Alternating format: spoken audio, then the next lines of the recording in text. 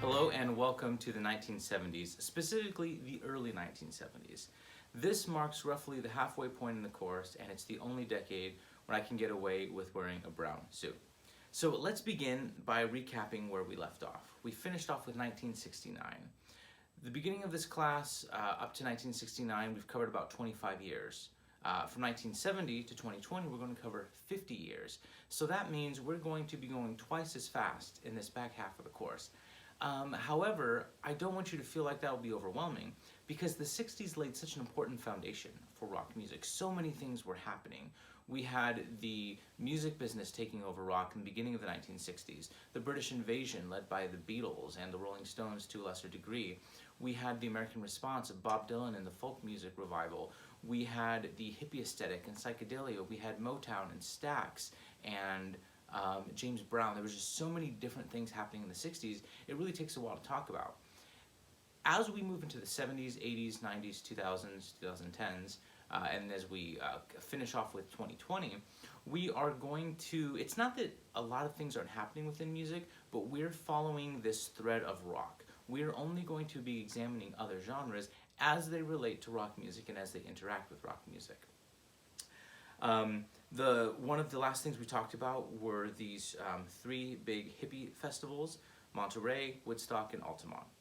So if you remember, the first two were relative successes. Monterey and Woodstock, people came out, people had a good time, not really a huge deal in terms of anything negative happening. We also, at Woodstock, that's when Jimi Hendrix performed his iconic rendition of the Star-Spangled Banner. But at Altamont, there was an outbreak of violence. The Hells Angels were hired as security. A person was killed right in front of Mick Jagger of the Rolling Stones. And with that movement and with the violence that we saw at Altamont, that really marked an end of the hippie movement in terms of the peace and love aspect of it. We will continue to see musical aspects of the hippie aesthetic continue forth into the 1970s, but the flower power part of it, that pretty much ends in 1969. Three of the biggest acts in rock music have all died of drug or alcohol related incidences by 1970. Jimi Hendrix, Janis Joplin, and Jim Morrison. The Beatles have broken up. So really by this point, not only is the flower power aspect dead, but so is the LSD emphasis, that aspect of psychedelia. Of course, there will still be drugs, and drugs will still play a role in the story, but the chapter of LSD has largely come to a close by this point. In the 1970s, we see that bands within the genre of rock as a whole become much more musically ambitious. So we saw that with the Beatles and the Beach Boys already, but it's sort of become the standard that if you want to be a rock musician, if you want to be in a rock band, you have to take your music seriously. That doesn't mean that there aren't still fun, lighthearted lyrics. Not everything is self-reflective like something of Bob Dylan, but even the music that's more lighthearted and fun is still expected to have these virtuosic elements. There has to be some facet of your music that shows that you're taking it seriously, even if it's fun music. We are going to also see the opposite of that, though. The complexity that we started to see with the Beach Boys and the Beatles using the recording studio as an instrument, we're going to see a group of musicians take the complete opposite path, and they're going to go for simplicity in the form of two styles, punk and disco. We'll get into those in the next lecture as we talk about the late 70s, but they are coming. I think the album cover for Dark Side of the Moon, the prism, the beam of light hitting that prism, the like glass pyramid and then splitting off into the prism of light with the rainbow coming out of it, I think that's a good way to think about what happens to music in 1970. We had a relatively narrow path of what rock music was. Yes, we were starting to see differences, but it was still essentially being held together. When we hit to 1970, we're going to break off into a ton of different subgenres. And that's really going to be the focus of the lecture today, talking about these specific subgenres that have emerged. We're not going to spend too much time on any one subgenre. We're just going to briefly touch upon many of them. So keep that idea of the prism in mind. Many styles were integrated during psychedelia. If you remember, we had classical, Indian classical, so when I say classical, I mean Western classical music of Europe, Beethoven, Bach, Mozart, that genre, as well as Indian classical with like the Ravi Shankar, the influence that that had on the Beatles. We have Latin music, we have jazz music, all coming together. And those are going to be a driving force in this split, that those integrated styles are now going to be segregated again. We have, unfortunately, black pop and rock are once more going to be segregated. We saw a great deal of integration happen as a result of Motown's music, Stax music, Aretha Franklin, James Brown, black artists appealing to white audiences, and Otis Redding is another good example. White artists appealing to black audiences. Of course, Jimi Hendrix is one of the most iconic examples of the 60s of a black artist appealing to white audiences. Unfortunately, we're going to see that change up a little bit more. The music is going to become much more segregated in this time period, where white audiences are mostly listening to white music by white artists, and the same is true for black audiences. Rock is going to become a big business, and we're going to get this idea of what we call corporate rock. Again, that's another idea we're going to get to in the next lecture, but it is coming at the end of the 70s. We do have some continuity, and that is, as I've briefly mentioned before, one or two aspects of the hippie aesthetic, just that there's this seriousness and authenticity movement that is absolutely going to continue on into the 1970s. In the late 60s, early 70s, we started to see a split between singles and albums, where singles like pop hits were beginning to be played on AM, and more album-oriented rock is going to be played on FM. That trend is going to continue, and they're going to divide further. There's going to be this sense that the real fans buy the whole album. Back then, just kind of like now, if you're in the iTunes store or something, if you're purchasing music, you can buy a single or you can buy the whole album. And at this point, if you just buy the single, that means you're kind of a fan, but the people who really like a band will buy the whole album, they'll listen to the whole album. And this is something that is certainly inspired and influenced by the success of Sgt. Pepper and these other concept albums of the late 60s. You get this sense of being on a bandwagon for a band if you only buy the single. Even though we have the split between AM and FM, where AM is more of the pop hits and FM is more of the album-oriented rock, we're really going to be following the FM angle. So that's kind of one of those things I was talking about, that as we move into the 70s, we're not going to be studying as many diverse genres as we did in the 60s. We're sort of narrowing in and zooming in on one path, really what will become classic rock, and then where that goes from there. Now, if we're talking about this color prism that splits off in the 1970s, the first color we'll talk about will be the blues, blues rock. Specifically, let's start with British blues rock. So we had London blues bands like the Yardbirds and the Rolling Stones that were in the 60s, but they revived 1950s Chicago electric blues, specifically the music of Chess Records. The band Cream did the same. We talked about Cream with their lead guitar player Eric Clapton, who's also one of the two singers in the band. Cream was a little different, but they're reviving music from the 20s. However, the actual 1950s chess artists, they were also reviving that music from the 20s. So we have groups like the Rolling Stones getting to blues from the 50s, whereas Eric Clapton is just going directly back. So they still have the same beginnings of the genre, but they're pulling their influences from slightly different directions. What's really interesting, though, is that many American artists and audiences learned about the blues not from its origins in America, in the American South, but they learned about it through British music. A lot of Americans weren't even really that familiar with Chess Records. Chuck Berry was very popular at the time, but a lot of these other guys didn't have mainstream success. Howlin' Wolf, Bo Diddley, Muddy Waters. So they're learning about their own heritage through British artists who had already embraced that heritage. So even though British music was influenced by Chess Records, it absolutely has its own sound. And it's not just that each individual band has their own sound, but just collectively British blues rock develops its own sound, which is really interesting. So let's start talking about some of the most important bands of the 1970s. The first one we have to talk about, I'm sure some of you have been waiting for this for a long time, Led Zeppelin. So we've very briefly touched on Led Zeppelin before, but Led Zeppelin was actually formed by the Yardbirds, that band that had so many famous guitar players. They had Eric Clapton, Jeff Beck, Jimmy Page. They were all guitarists for the Yardbirds. So after a while, Jimmy Page is the last remaining member of the original group, even though Jimmy Page himself wasn't original. He's the most senior member of the group. The band has fallen into obscurity. They're not the big hit they were in the 60s, or excuse me, earlier in the 60s, because right now we're still like in 1969, 1968, that area.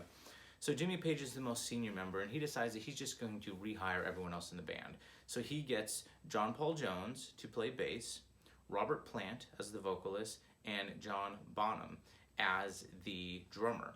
Now, Jimmy Page was a phenomenal musician. He was actually a studio musician, just like someone that might have been in the Wrecking Crew, the Funk Brothers, or Booker T and the MGs, but he was a studio musician in London. So he's already an outstanding performer. These other three people he recruited, John Paul Jones, Robert Plant, and John Bonham, they are equally talented and virtuosic on their respective instruments. So initially they're performing as the Yardbirds, and then they change their name to the New Yardbirds, and finally they settle on Led Zeppelin, which is of course a misspelling and a play on a Zeppelin, like a large balloon that you would fly with, and precursor to the airplane. And lead is extremely heavy, so that's the joke. One of their albums has the Hindenburg crashing as the album cover. So their first albums come out in 1969, and if you listen to their earliest music, you do hear a hint of that psychedelic influence. With their first four albums in particular, Led Zeppelin 1, Led Zeppelin 2, Led Zeppelin 3, Led Zeppelin 4, they name their albums with these numbers. That's a trend that not only Led Zeppelin will do, we'll see that a few other bands do that throughout the 70s. They're playing a lot of blues licks, and blues songs, but they're such close copies that the question becomes, are they paying homage to these blues artists, or are they just blatantly plagiarizing? And Jimmy Page's understanding of it was that this is a communal canon that we can all pull from. No one owns these songs, because even the first blues artists who recorded them, not only in the 50s, but back in the 20s with Robert Johnson and Bessie Smith, they weren't the ones who originated this style. They were borrowing from other people. So Jimmy Page thought of it as just community property that anyone can pull from. A lot of people disagreed with that, and there was some controversy over that. In addition to the blues influence, though, there was also a pretty clear folk-inspired influence that you can hear within the music. Something like, we'll talk about Stairway to Heaven in a moment. You can really hear the first half of that song almost sounds like a folk song, and you get this almost medieval imagery. I'll post the video for some Led Zeppelin music, and you can really see that it's like old England, Middle Ages almost, and they're trying to pull from that aesthetic, and they're almost writing, not in that style, but they're trying to muster those images, which is really interesting when you think about it. So we see this blend of blues, folk, and then just writing in this style that makes one think of these much older times. If we want to talk about blues rock, though, so some early Led Zeppelin blues rock, we have to talk about the song Whole Lotta Love. Itself was one of those examples of a controversy between, are they paying homage or are they plagiarizing, because it sounds so similar to many other songs that predated it. We're moving away from the wall of sound now. Speakers are becoming increasingly high-tech and better quality. And so again, the wall of sound, invented by Phil Spector, it was sort of his signature in the studio. Everything was mono. It was designed for the car stereo because car stereos weren't very good. So put everything right in the middle, that's when it sounds the best. Whole Lotta Love, specifically the middle section of it, listen to it with headphones on. And you'll really get an appreciation for it, even by the end of the 60s, because this was 1969, how much the music technology had developed, that we can have that really interesting panning. So you'll hear something different in the right headphone than you hear in the left headphone. And then, of course, Stairway to Heaven is arguably Led Zeppelin's biggest song, possibly even the biggest song in rock history. Very long song, almost 6 minutes. In the textbook, the author says that somewhere in the world, Stairway to Heaven is always playing on a local radio station, that it's that big of a hit, that it's always playing. That right now, at the time of this recording, somewhere in the world, Stairway to Heaven is playing. When you listen to it, somewhere in the world, Stairway to Heaven is playing. It's always playing constantly for 50 years now, which is incredible. 50 years in 2021. So in addition to what I said about the Middle Ages, kind of like that imagery, we also have this cosmic sense, this philosophical and conceptual sense. What you'll notice I didn't say in any of this was teen romance, the teen romance of the early 1960s. We have songs like Whole Lotta Love, but those are just about sex. They're not about romance. So in that sense, we're pulling all the way back to almost the Hokum Blues. It's not full of the double entendre that we had for Hokum Blues, but it still is much more blatantly about sex.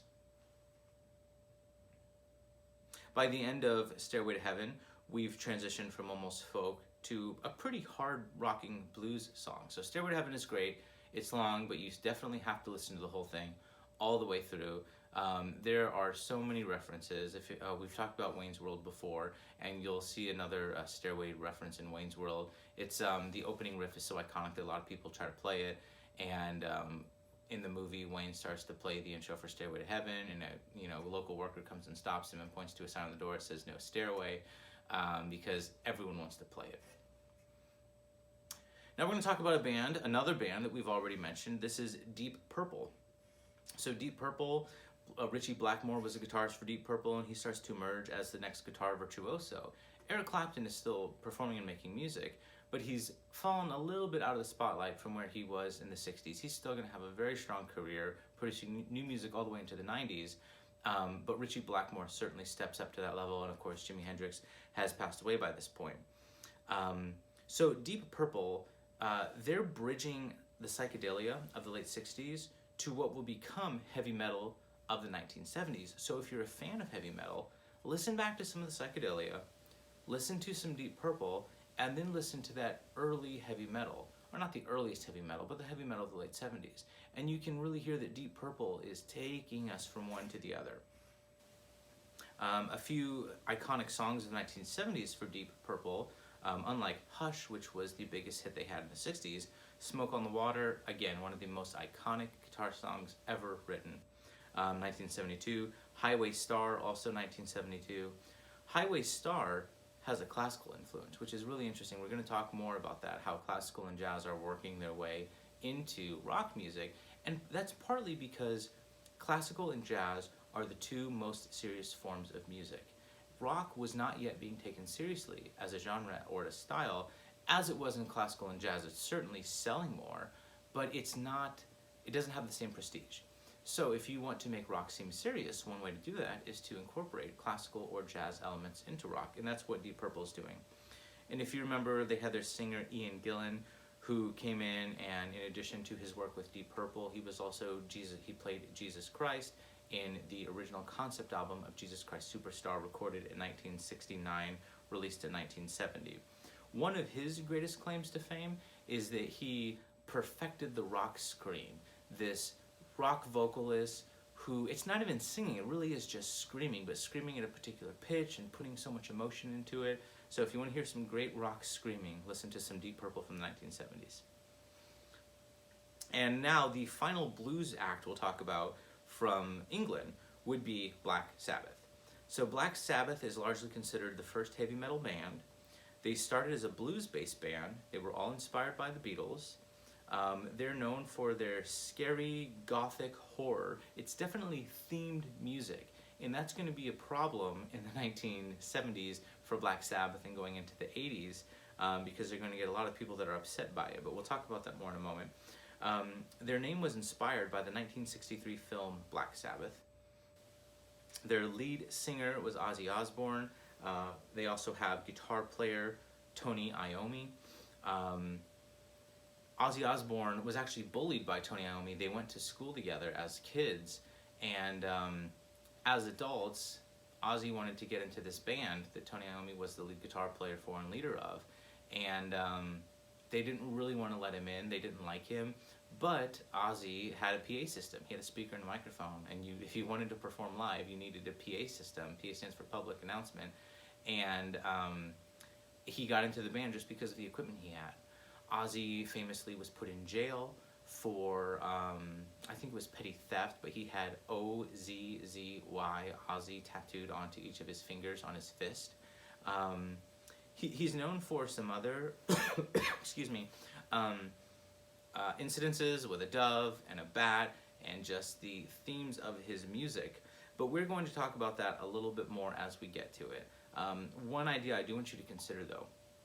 Ozzy Osbourne sings about evil and darkness and sometimes even like demonic related themes. And a lot of people were very upset about that when his music came out. A lot of people continue to be upset about that today. Is Ozzy some kind of devil worshiper? Of course not. Is anyone in the band? No. Are they evil? Do they hurt people? Do they spill the blood of the innocent and, eat, live pigs or something? No, they don't do any of these crazy things. Ozzy Osbourne describes their music as a horror genre, and he equates it to Stephen King. A lot of people don't really get that upset with a Stephen King novel because it's fiction. He's making up a story. It's supposed to be scary. That's the point of it. And Ozzy Osbourne has explained in interviews that that's exactly how his music is. It's supposed to be scary. It's not real. It's fiction. It's made up. So as you listen to it, just keep that in mind. That even the band members are very open in saying this isn't real. This is just like watching a horror movie or reading a horror novel. It's horror music and it's a new genre. California was all about flower power, right? San Francisco, even Los Angeles. But the members of Black Sabbath were from Birmingham, England. And that was not the optimism and the happiness that went along with California. This was a relatively low-class working town. And that's reflected in their music, that they're pulling from this psychedelic, from this blues experience of the 60s, but they're changing it. It's darker because that reflects their life, their upbringing. A few great songs from Black Sabbath's time together before Ozzy goes solo in the future. Paranoid, Iron Man, War Pigs, NIB. Check those songs out. Okay, so that was what was happening in the UK with the blues, but let's talk about American blues rock and specifically American Southern rock. So people who were teenagers when the Beatles performed on Ed Sullivan are now in their 20s. They are listening to music, but it's changed. But keep in mind, these are the same people that grew up on the Beatles. As we talk about Southern rock, we have to ask the question, what makes Southern rock Southern? Are all of these artists from the South? Are all of them recording in the South? Is their music only popular in the South? Where is that coming from? And the answer is no. A lot of these bands were not from the South. Some of them we'll talk about later in this lecture were even from California. Some were from Texas, some were from Mexico, and that some of those locations are geographically South, but they're certainly not the American South. So really, what makes it South is that these artists, some of which were from the South, were creating music that talks about Southern imagery. And in one sense, it's almost a caricature of the South, but it's things like Confederate flags, pickup trucks, dogs, shotguns, writing about those themes in music. And that was appealing to people in the North, because for Northerners, Southern life almost seemed exotic, thinking about the simple way of life. And they really appreciated listening to this genre of music and almost imagining that they were there living through this. And most of the Southern rock's album sales were actually in the North. So it was selling a Southern lifestyle to Northerners. That was what Southern rock was. It was the subject matter, not necessarily where the artists were from. A few of the most important ones, we have the Allman Brothers, led by actual two brothers with the last name of Allman. Greg Allman, who was the vocalist and organ player, and Duane Allman, who was the guitar player. Duane Allman was actually a former Stax musician, just like the rest of the people who would play with Booker T and the MGs. Duane Allman played for Stax Records. Unfortunately, even though we're talking about the 1970s, Duane Allman dies in 1971 in a motorcycle accident. However, we do have some great music that he produced, as well as the musician who replaced him. But in the Allman Brothers, we really hear a blues influence, and we really hear extended solos, almost like the Grateful Dead. If you want a great example of the Allman Brothers, listen to the song Ramblin' Man or the song Jessica. We'll say and the song Jessica. You can listen to both. Lynyrd Skynyrd, probably the most iconic Southern rock band. So Lynyrd Skynyrd was actually named, all the guys went to high school together, and they had a gym teacher named Leonard Skynyrd.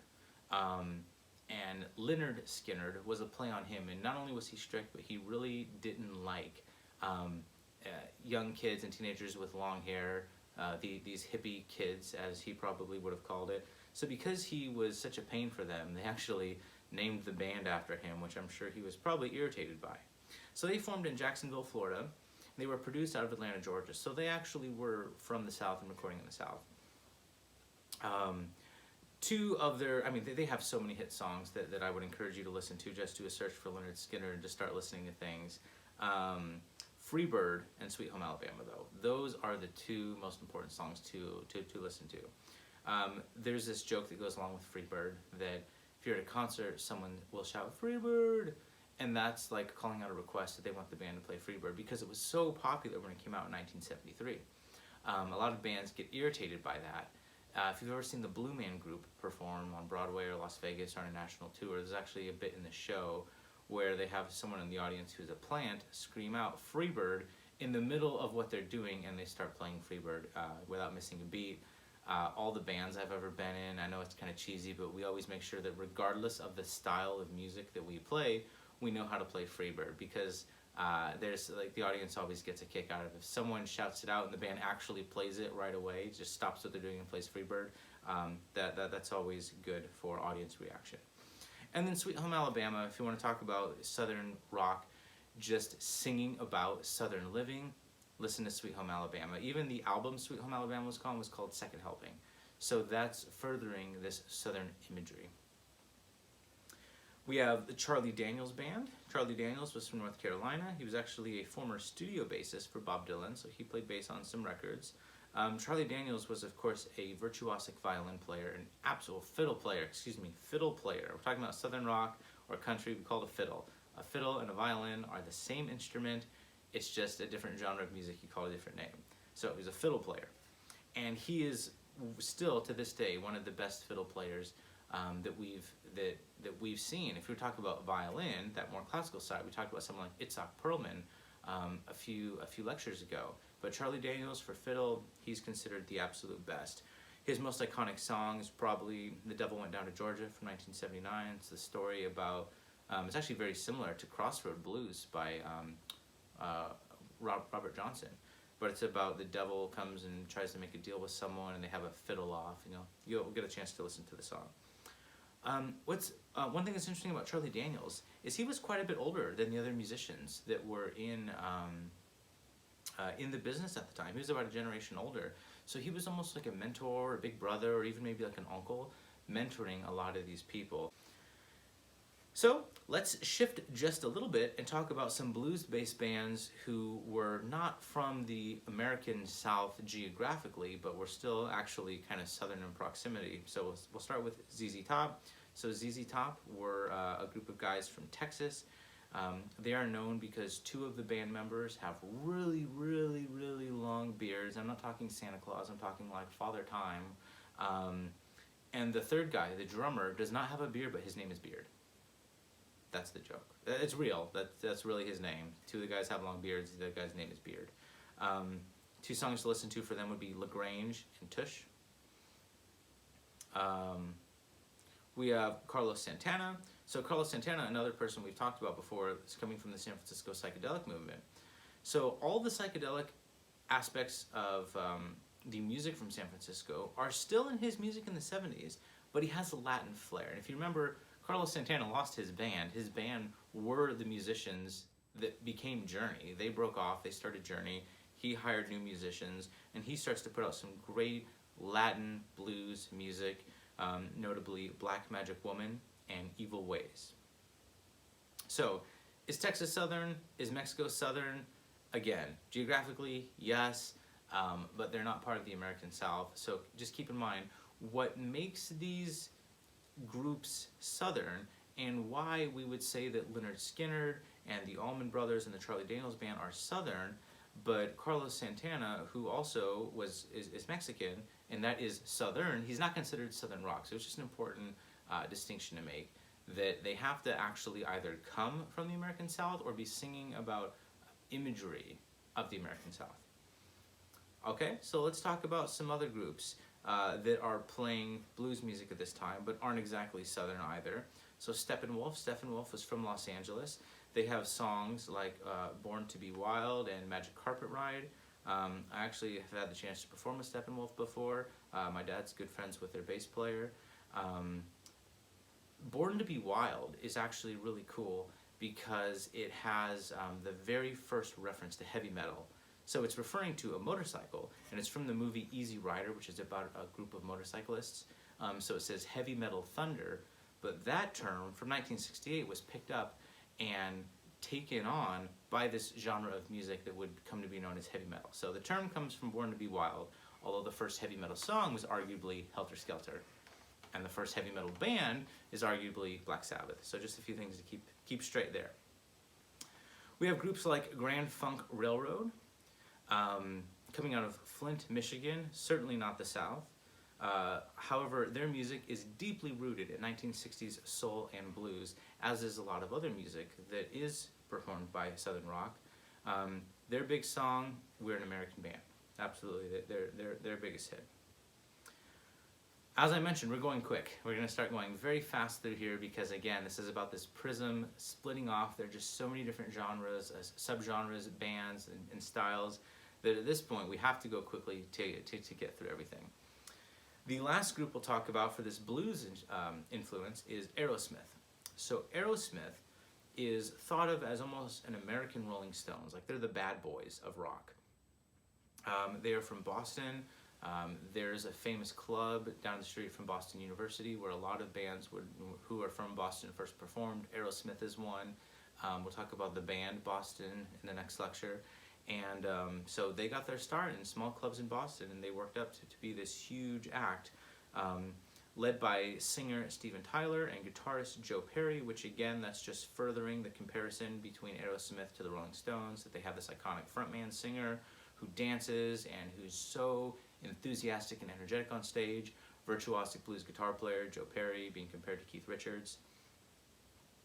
A few songs to talk about. The first one, Dream On, probably their most iconic song. But we also have the song Walk This Way. Walk This Way is important for a few reasons. Number one, it's just an important song in the 1970s, 1975 when it was released. But in 1986, 11 years over, it's going to become a very important rock-rap crossover. It's not only going to introduce rap to white audiences, but it's going to revitalize the career of Aerosmith. Okay, so now let's move on to a different genre, a different prism that shot out, a different color. Progressive rock, also known as prog rock. So progressive rock is an extension of the hippie aesthetic in that it really emphasizes virtuosity. But in addition to virtuosity, we're also going to see classical elements becoming important. The question becomes, is this virtuosic though, or is it pretentious? Like, is it tastefully virtuosic, or are they just playing fast because they can, and are they showing off? That's one criticism of prog rock, and I'll encourage you to come to your own conclusions on that.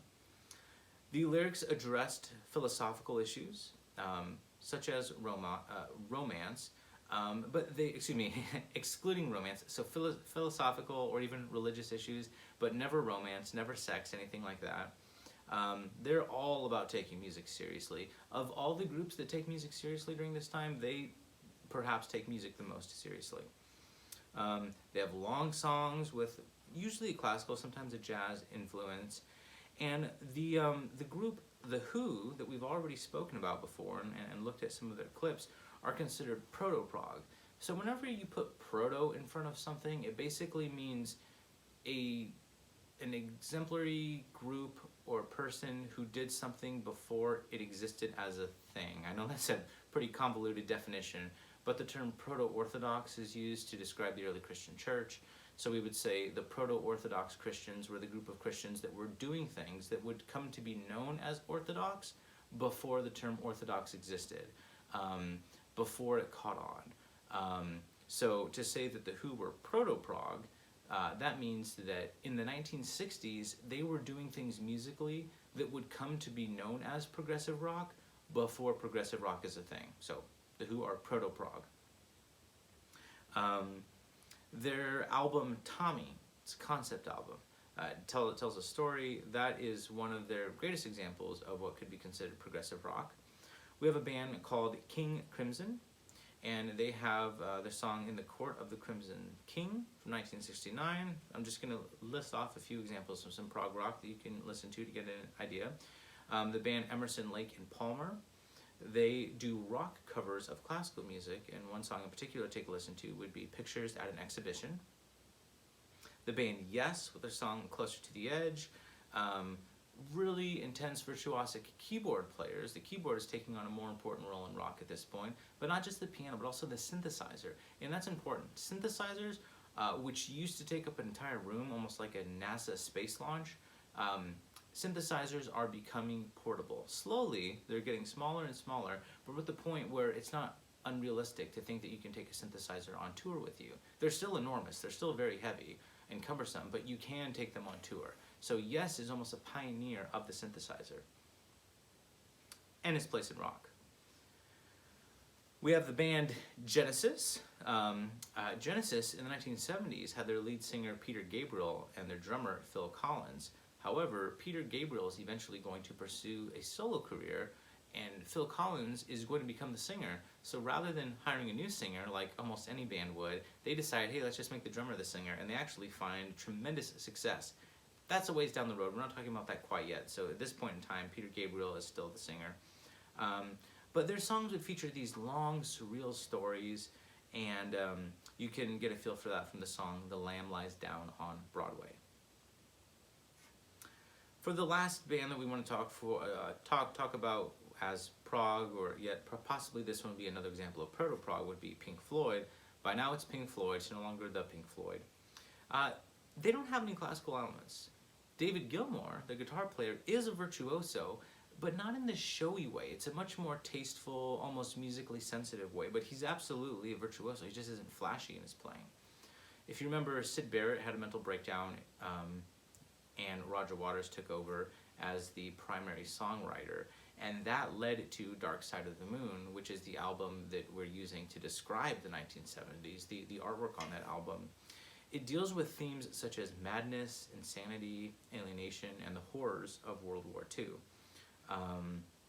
We also talked about Dark Side of Oz, which is taking the music of this, which again, think about these ideas, madness, insanity, alienation. It's almost treating The Wizard of Oz like a bad trip, like a nightmare. And really, the music fits the story just as well as the happy music that actually goes with the film does. But Dark Side of the Moon is absolutely Pink Floyd's US breakthrough. Before this, they had some success in London, but by the time Dark Side of the Moon hits, they're a huge act in America as well. They have a follow-up album, of another concept album, that is, which is The Wall.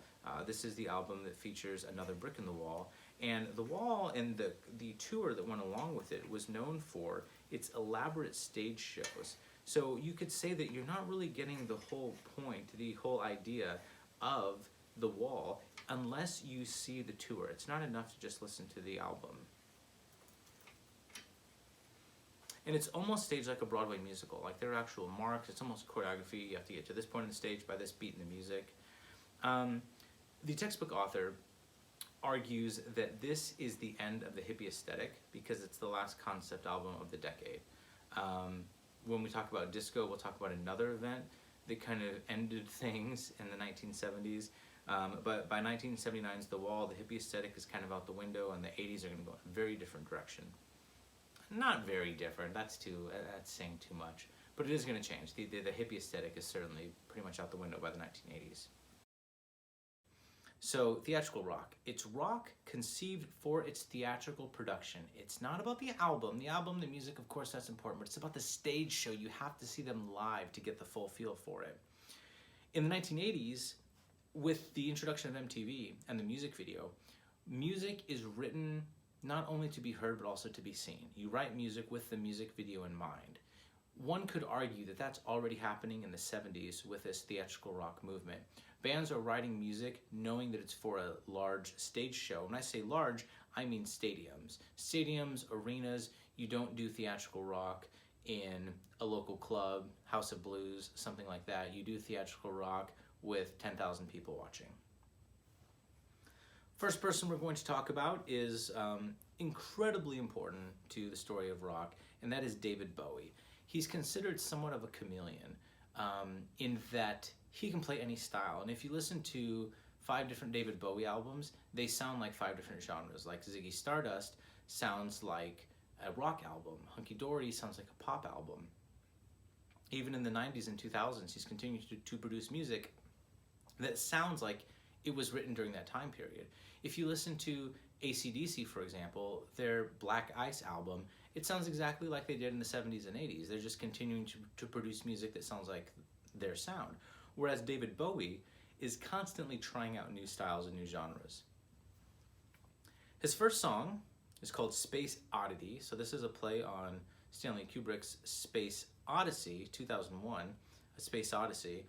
And 1969, it's a big hit in the UK. It's not a hit in America until it's re-released in 1973 because David Bowie becomes famous for other music. One of the most important aspects of David Bowie, actually, I don't know if I'd say it was the most important aspects, but one of the things you can't help but see and think about is the androgyny. And so there are these questions about what is androgyny. So if you see David Bowie in the 1970s, he's wearing women's clothing, he's wearing makeup. Sometimes it's makeup that's just like almost like a Halloween costume makeup, where, like, for example, the lightning bolt painted on his face. Other times it's very feminine makeup, like eyeliner, mascara, things like that. So the question is, what is androgyny? Does it mean he's gay? No, he's not gay. In fact, he's married to a supermodel, or at least he was when he was alive. Does it mean he's transgendered? No, it doesn't mean that.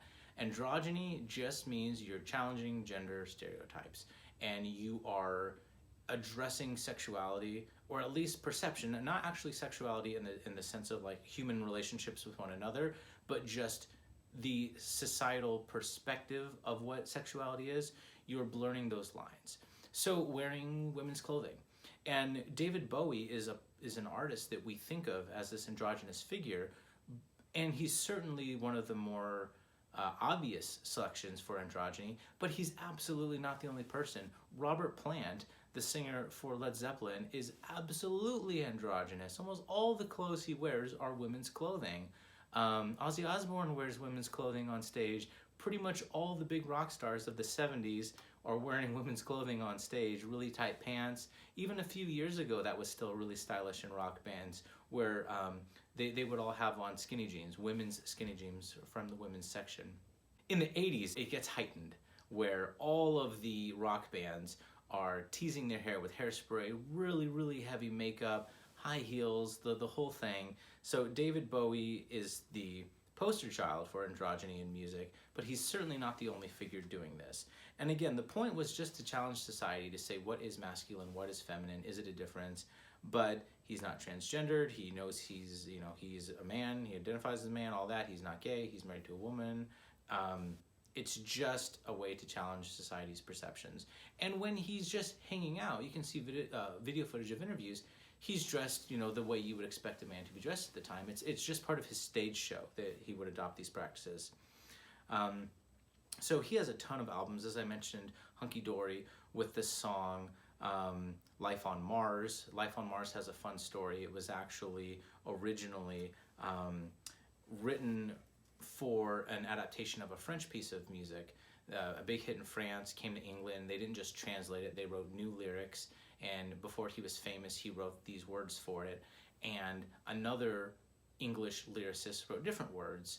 The other person went out, the production company or the promoters decided to go with the other guy's lyrics, and it became My Way, the Frank Sinatra song. Well, David Bowie took his lyrics he had written, and then basically the same song as My Way. They're very similar if you listen to My Way and Life on Mars back to back, and he released his own song with that. However, his biggest hit for record, at least from this time, the most important one for our story within rock, is The Rise of Ziggy Stardust and the Spiders from Mars. So this is a concept album telling the story of the fictional Ziggy Stardust, and his band is called the Spiders from Mars. And the song, there's a song called Ziggy Stardust on there, but again, it tells the story of his life. And basically the story is that there's 5 years until the world ends, and everyone knows there's 5 years left, and what are you going to do with your time? One of the other big hits off of that record was called Suffragette City.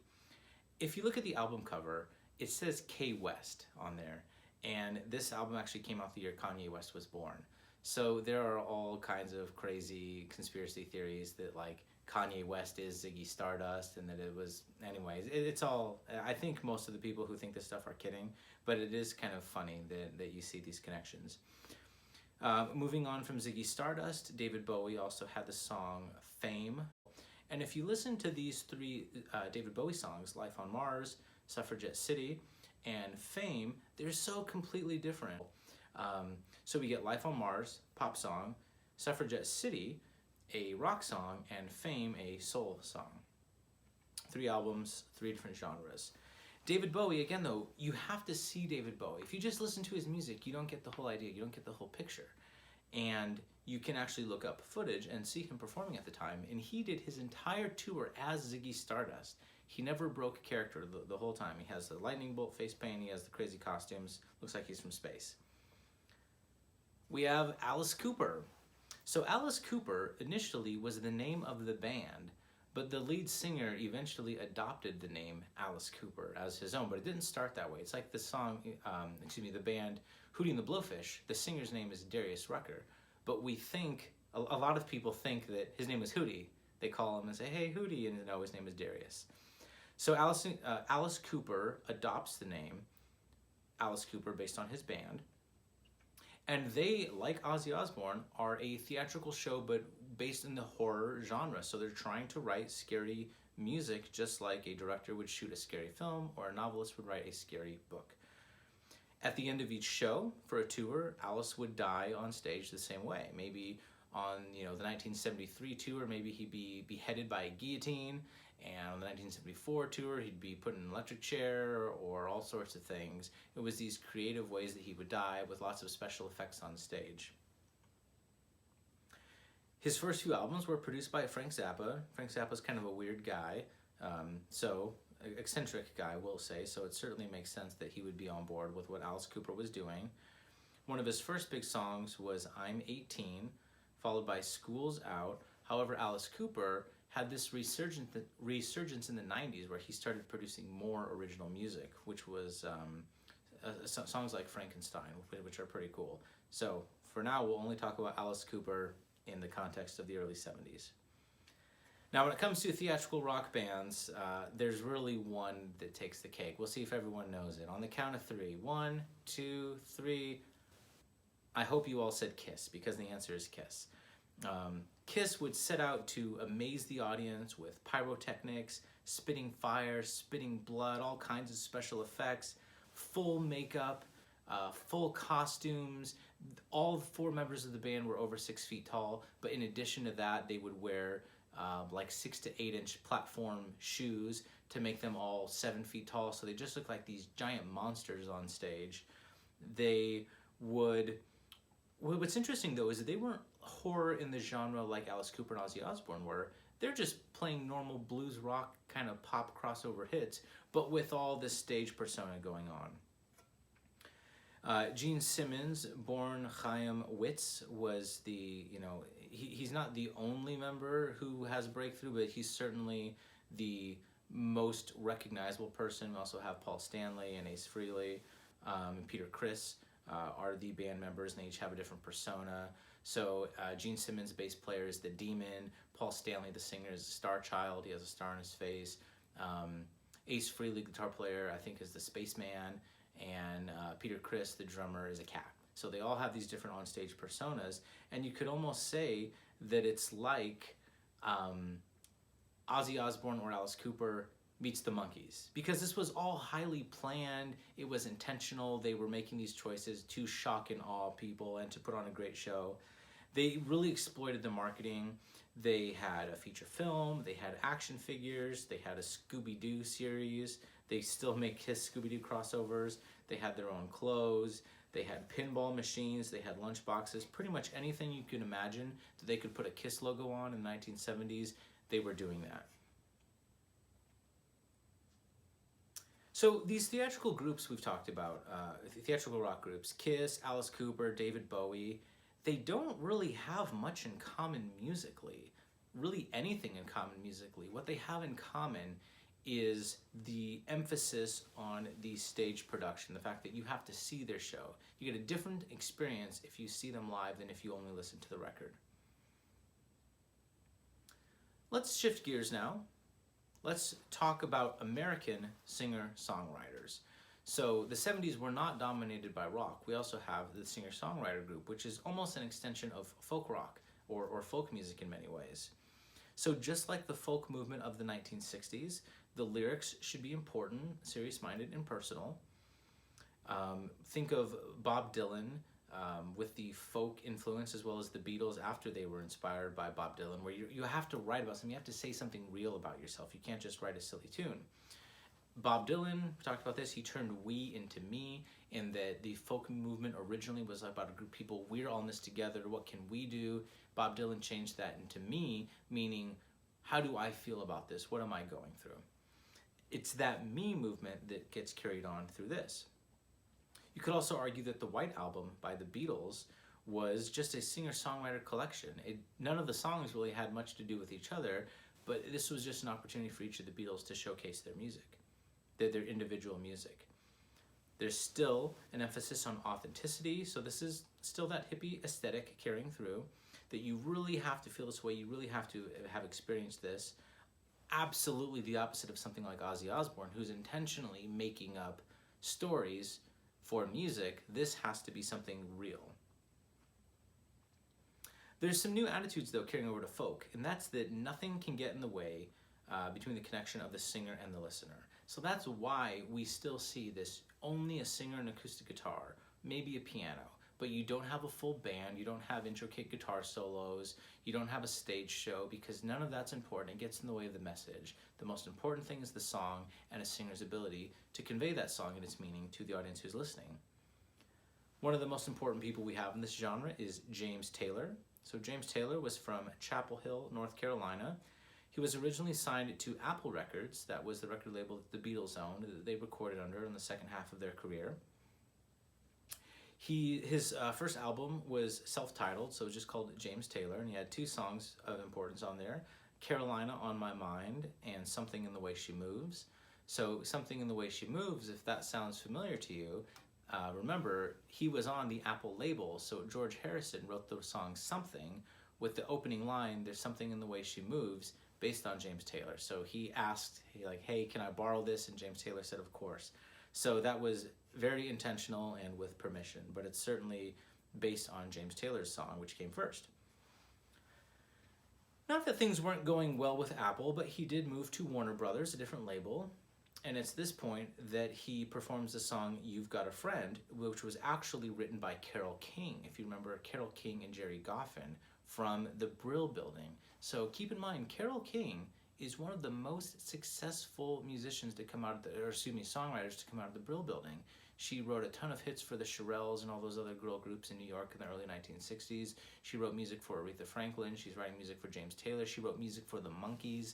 She has continued to produce hit songs for 10 years now, for more than 10 years now, because their earliest hits were in the late 50s.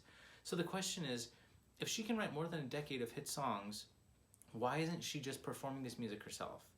Well, that was James Taylor's question, and he befriended Carole King, and he finally just pressured her on that. He pushed her. He wanted an answer. He said, why don't you just go out and perform this music? You're a great singer. You're a great pianist. You're obviously a great songwriter. Have your own solo career, and that's exactly what she did. So finally, after more than a decade, Carole King emerges as a solo artist and one of the most successful solo artists of the 1970s. Some of her songs, Locomotion, Will You Still Love Me Tomorrow, You Make Me Feel Like a Natural Woman.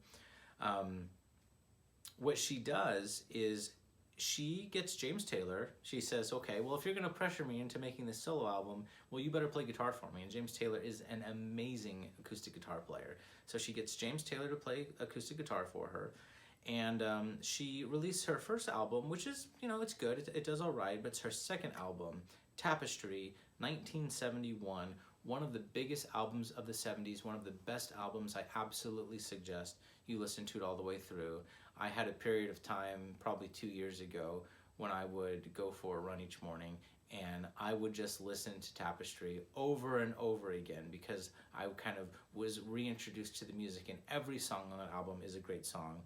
If I were to pick a few for you to listen to, in order as they appear on the record, I Feel the Earth Move, So Far Away, It's Too Late.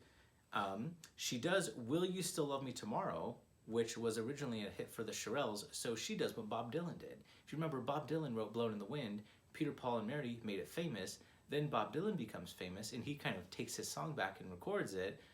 Carole King does the same thing with Will You Still Love Me Tomorrow. She also does the same thing with You Make Me Feel Like a Natural Woman, which she had written and was a hit for Aretha Franklin, and now it's a hit for Carole King as well.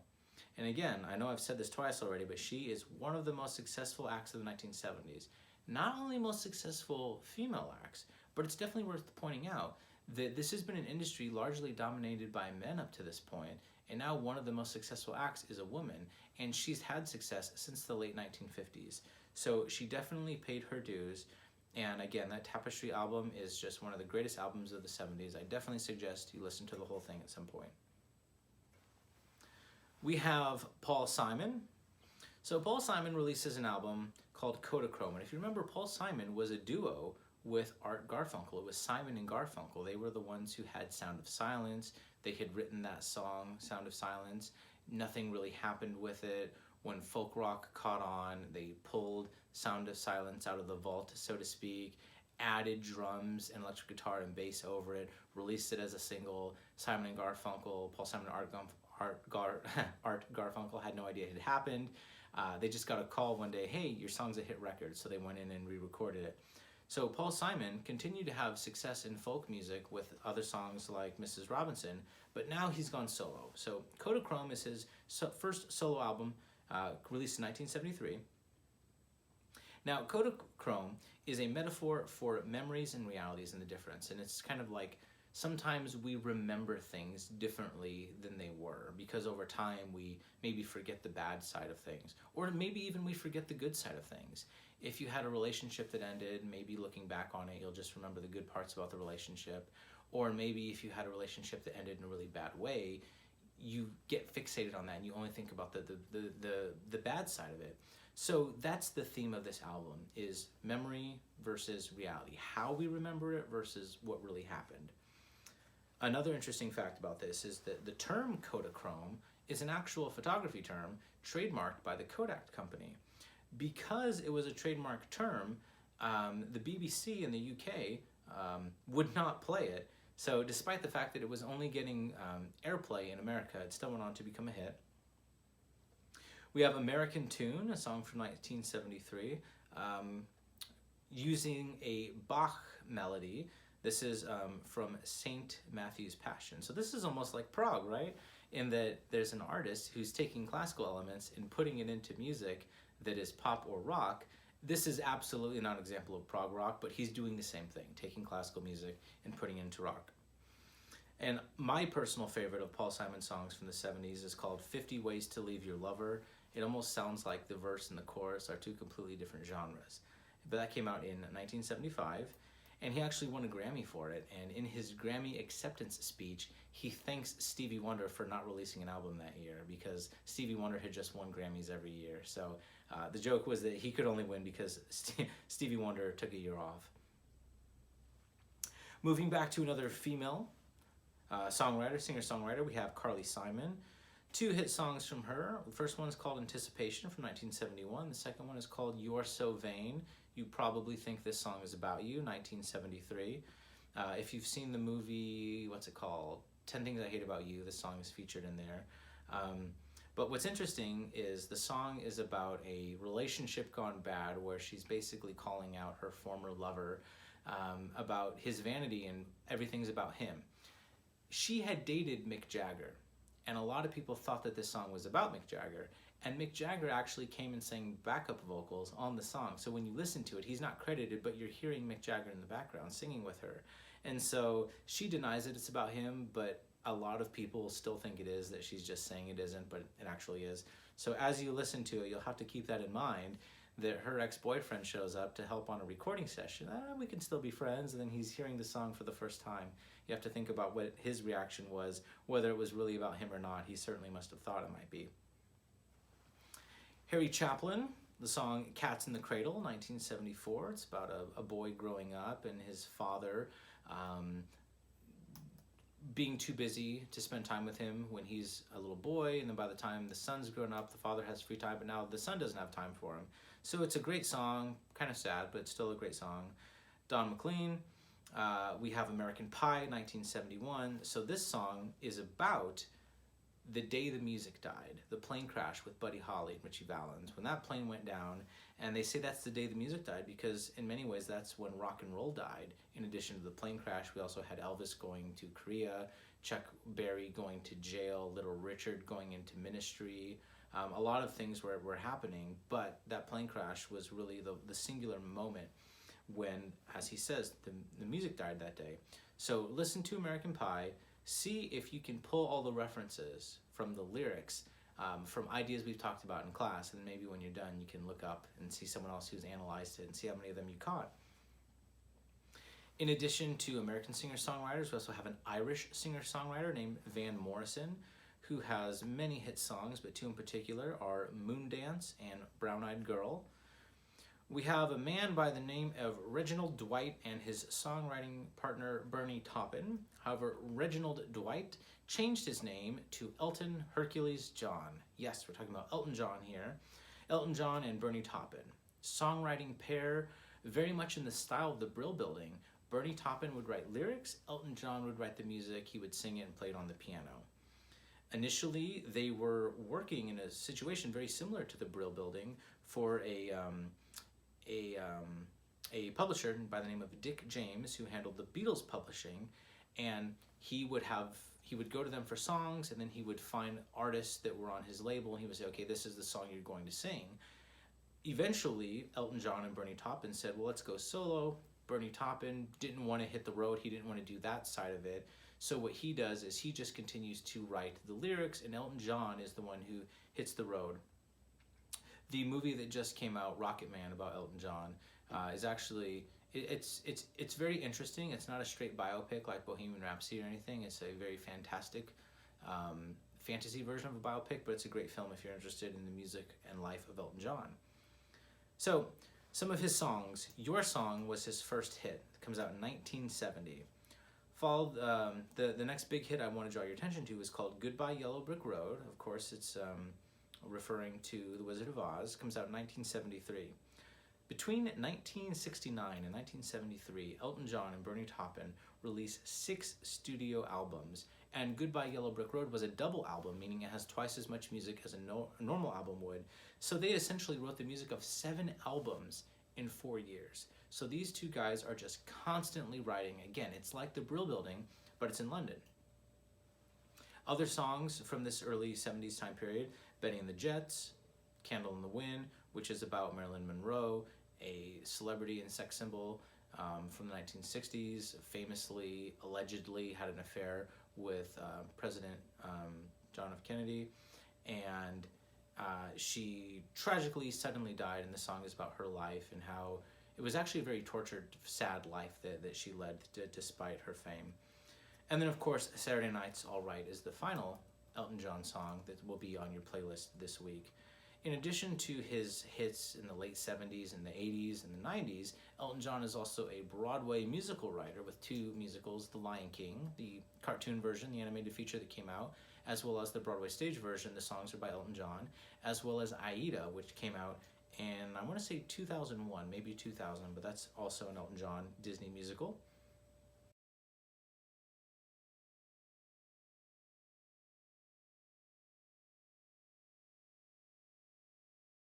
In California, even though it's called country rock, and also in London. We'll get to that a bit in a moment. So this comes down to bands that were blending country with rock and roll. And again, country music, country and western, was already one of the three styles that is an important part of rock and roll. Rock and roll itself is country music with rhythm and blues and mainstream pop. So now we're taking this style that was already part of it, now we're reincorporating it a few decades later, now in the 1970s.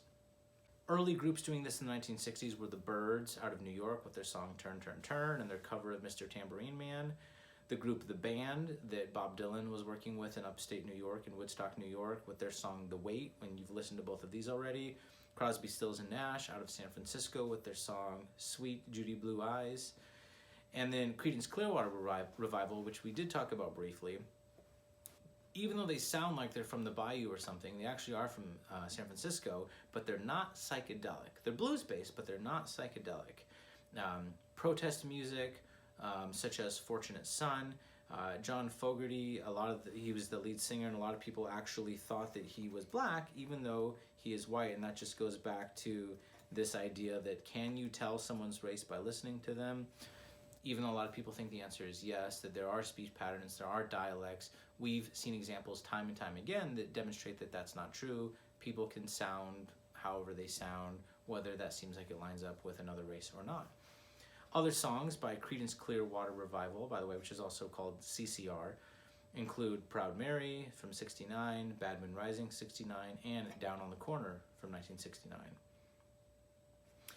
Okay, we've almost reached the end, the very last group we're going to talk about. In the same way that Kiss is the most representative example of theatrical rock, there is one group that is the most representative of country rock in the early 1970s, and that band is the Eagles.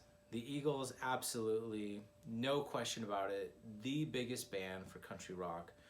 Now, what's interesting about the Eagles is we're going to talk about them next week, in the next lecture, but the Eagles are almost two separate bands. The Eagles from the early 70s to like 1975 have one sound. The Eagles from 1976 on have a completely different sound that was intentional. They made some big changes, but we're going to be talking about the early Eagles in the early 1970s. So founded by Glenn Frey and Don Henley. So these two founding members, like I mentioned earlier, the members of Journey, who were originally Carlos Santana's band, these guys, Glenn Frey and Don Henley, were originally the band members for a woman named Linda Ronstadt, who had some huge hits in the 1970s. So the Eagles is a reference and homage to the Byrds, the Eagles. You can see the connection there.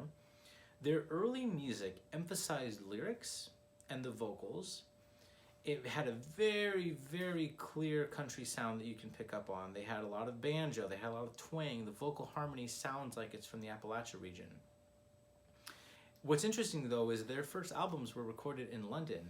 So when I listen to the Eagles' music, like I remember driving from San Diego or Los Angeles to Las Vegas and putting an Eagles record on, and it's just, you look at the desert scape and you're driving through these small towns, and the music you're listening to just perfectly matches the scenery of driving through California, driving through the American Southwest. A lot of this music was recorded in London, though, rainy, gray, cloudy London. So that's, I think, a testament to their ability to write a song, to record music that really makes you think of this other place when they themselves were not actually living in anything close to that. One of their first big hits for country rock is a song called Take It Easy, written by the members of the Eagles, as well as a man named Jackson Browne. He co-wrote the song with them. We're going to talk about Jackson Browne a little bit later, so remember him.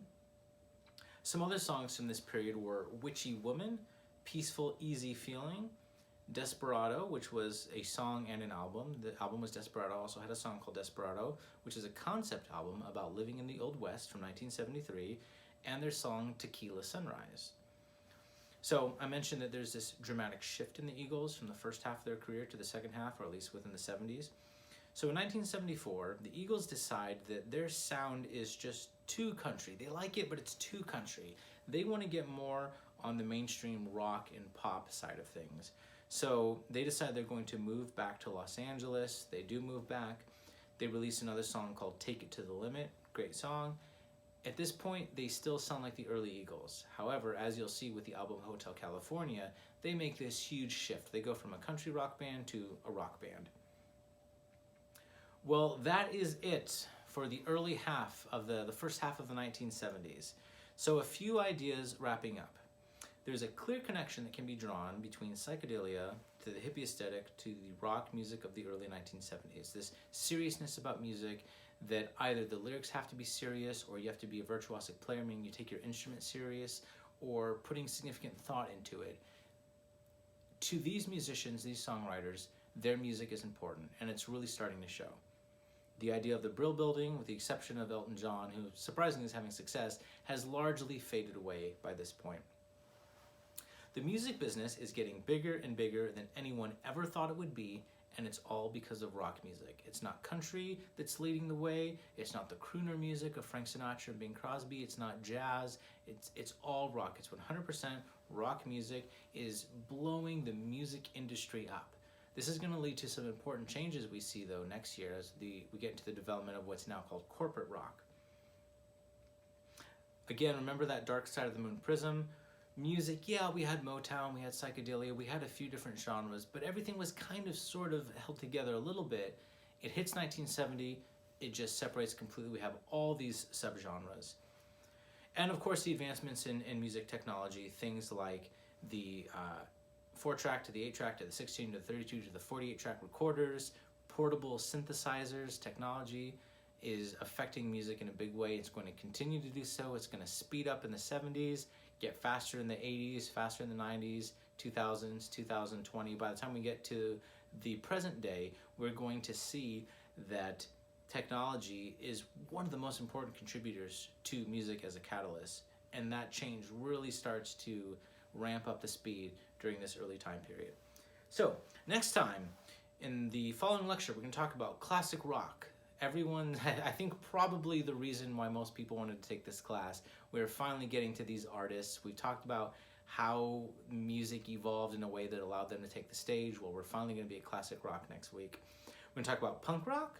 We're also going to talk about disco and black pop. So some very exciting genres for next week. Well, that is it for today. I'll see you next time.